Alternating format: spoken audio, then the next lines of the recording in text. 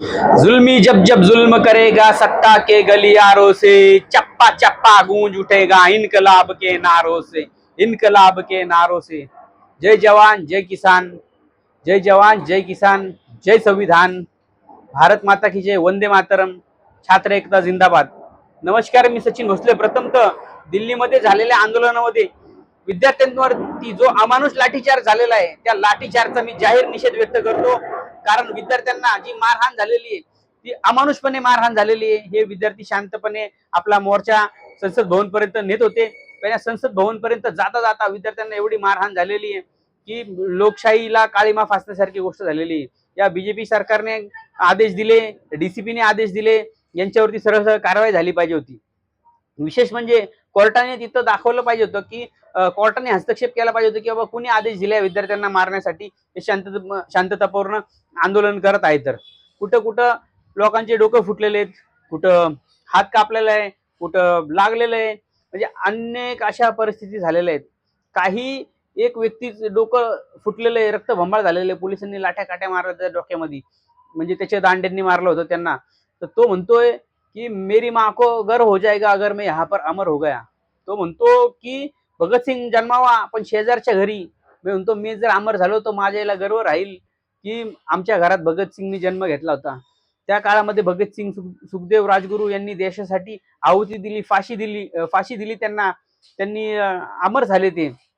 पण आज आता या बीजेपीच्या राज्यामध्ये विद्यार्थ्यांना मारहाण झाली। याच्या आधी सुद्धा असे आमरण उपोषण मोठमोठे झाले, पण त्या काळामध्ये सत्तेतील लोकांनी, केंद्रातील लोकांनी ते उपोषण सोडवले। स्वतः इंदिरा गांधी पंतप्रधान असताना उपोषण सोडवलेले आहेत।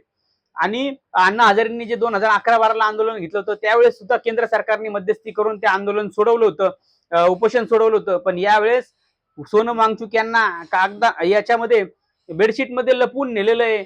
20 दिवस झाले माणूस जेवला नव्हता, अन्नाचा दाना खाल्ला नव्हता, त्याला असं मेंढरासारखं उचलून घेऊन गेले। तिथं तिथं सुद्धा मारहाण झाली। याच्यानंतर संसदवरती मार्च घेण्यात आला। विद्यार्थ्यांना एवढं मारलेलं आहे अमानुषपणे, तुम्ही इंस्टाग्रामला, युट्यूबला हे व्हिडिओ पाहू शकत होता।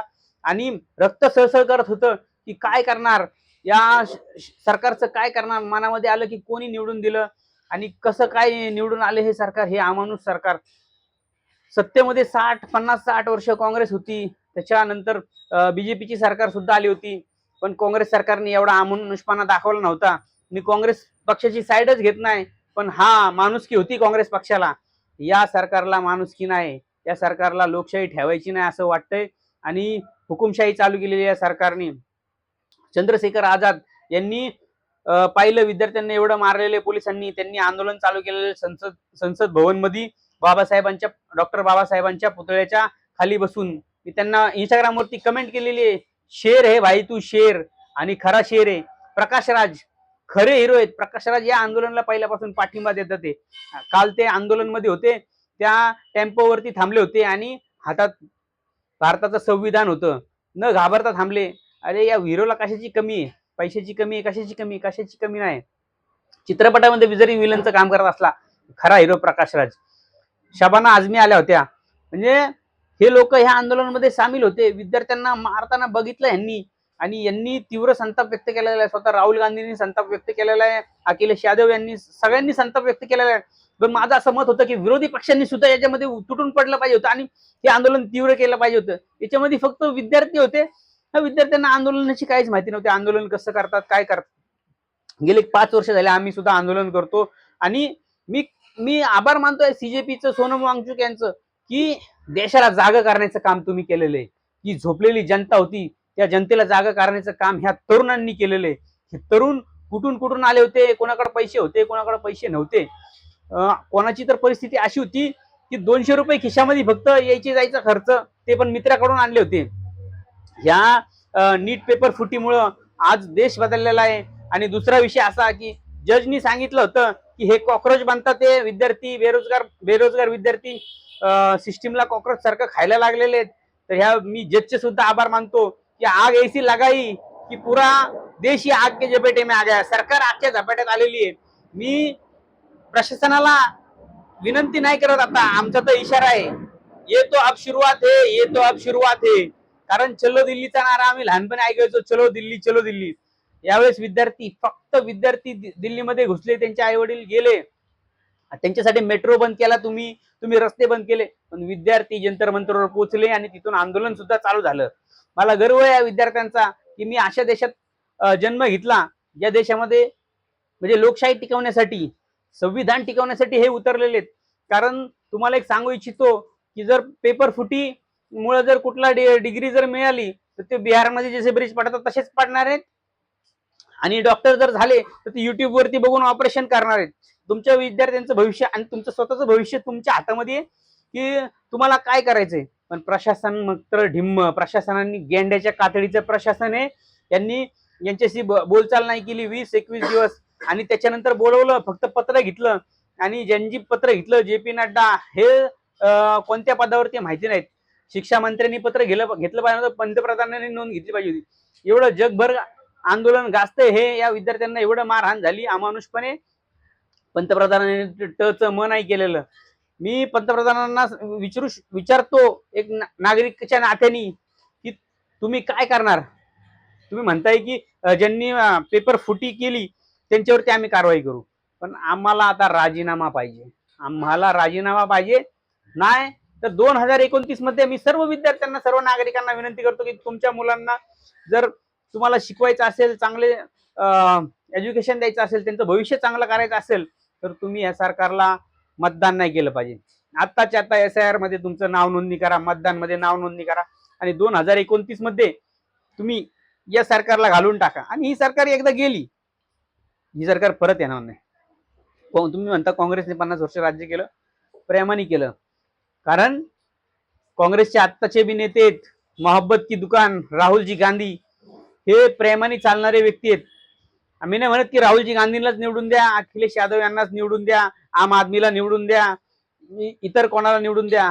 आम्ही म्हणतोय की बीजेपीला घालवा, बीजेपी गेली पाहिजे. जर या विद्यार्थ्यांना असं अमानुषपणे मारहाण केलेली आहे, तुम्ही जर माझ्या इंस्टाग्राम व्हॉट्सअपला जर बघितलं असेल, स्टेटस स्टोरीला बघितलं असेल, भयंकर मारहाण केली, रक्तबंबाळ झालेले. तर मी या गोष्टीचा जाहीर निषेध व्यक्त करतो. ये तो अब शुरुआत है, ये तो अब शुरुआत है. आणि जेव्हा जब जब जुल्मी जुल्म करेगा सत्ता के गलियारों से, चप्पा चप्पा गूंज उठेगा इन्कलाब के नारों से. आणि आता सुरुवात झालेली आहे याची, आणि हे आंदोलन तीव्र होणार आहे, अजून तीव्र होणार. ही फक्त सुरुवात आहे, ही फक्त सुरुवात आहे. अजून संपूर्ण देश याच्यामध्ये येणार आहे, कारण न्यूज मीडियावरती वेगळाच नेरेटिव्ह दाखवला जातोय की विद्यार्थ्यांनी काचा फोडल्या, विद्यार्थ्यांनी गाड्या फोडल्या, विद्यार्थ्यांनी पोलिसांना मारलं, कुठं कुठं मारलंही असेल, पण या विद्यार्थ्यांना अमानुषपणे मारायचा अधिकार तुम्हाला कोणी दिला? पोलिसांचं काम आहे की तुम्ही त्यांना रक्षा करणं, रक्षण देणं, तुम्ही त्यांना मारणं हा अधिकार नाही. तिथं दगडाचे ट्रक भरून कुठून आले होते, तिथं फुटलेल्या गाड्या का आल्या होत्या? कारण तुम्हाला यांच्यावरती खोटे गुन्हे दाखल करायचे होते, म्हणून तिथं दगडाचा ट्रक भरून आला होता. पण ह्या विद्यार्थ्यांनी तुमची ती उघड पाडलेली, त्याचे सगळं व्हिडिओ आलेले आहेत की बाबा इथं ट्रक आणलेला आहे, इथं फुटलेल्या गाड्या आणलेल्या आहेत.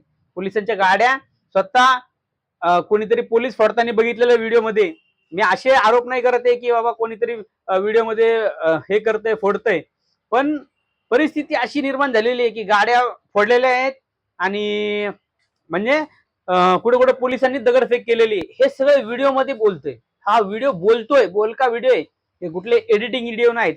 आणि याचं उत्तर तुम्हाला कोर्टात द्यावं लागणार आहे, पोलीस प्रशासनाला कोर्टात द्यावं लागणार आहे. आता जी परिस्थिती आहे याचा अर्थ तुमचा आता उलटा काळ चालू झालेला आहे.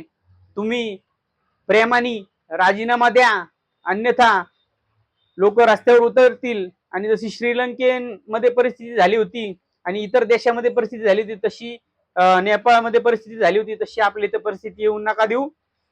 संविधानिक काम आहे, संविधानाच्या मार्गाने करा, चर्चेच्या मार्गाने करा, मी विनंती करतो. आणि विद्यार्थ्यांवरती जो लाठीचार्ज झालेला आहे त्याचा आम्ही निषेध करतो. पण विद्यार्थ्यांवरती लाठीचार्ज झाल्यानंतर रात्रीच्या वेळी कोणतरी झोमॅटोवाला, डिलिव्हरीवाला येऊन तिथं डिलिव्हरी देत होता. त्या व्हिडिओमध्ये स्पष्ट दिसतंय की कोणीतरी ऑर्डर केली की बाबा कोई उधर भुकेला होगा तो उसको देतो, तिथं कोण भुकेला असेल त्याला दे. अशा अनेक ऑर्डर यायला लागल्या. नंतर विद्यार्थ्यांना जखमा झाल्या तर डॉक्टर आले त्यांना मदत करण्यासाठी. त्यांना राहण्यासाठी जागा नव्हती तर गुरुद्वाराचे दरवाजे नेहमी खुले असतात. गुरुद्वाराच्या लोकांनी सांगितलं की खाना जिसको खाना है वो खाना खाओ, जिसको रहना है वो रहो. म्हणजे गुरुद्वारांनी सगळ्यांसाठी दरवाजे खुले होते. काही विद्यार्थ्यांना पोलिस मारहाण करत होती, त्यावेळेस तिथे सरदारजी लोकांनी त्यांना वाचवलेलं आहे. तर असे म्हणजे काही गोष्टी उलट-सुलट घडल्या, काही गोष्टी चांगल्या सुद्धा घडल्या आणि काही असं माहिती आलेली आहे की काय कोणाचा मृत्यू वगैरे झालाय, तर त्याच्या आत्म्याला शांती लाभो आणि हा संघर्ष सुरू राहील. धन्यवाद.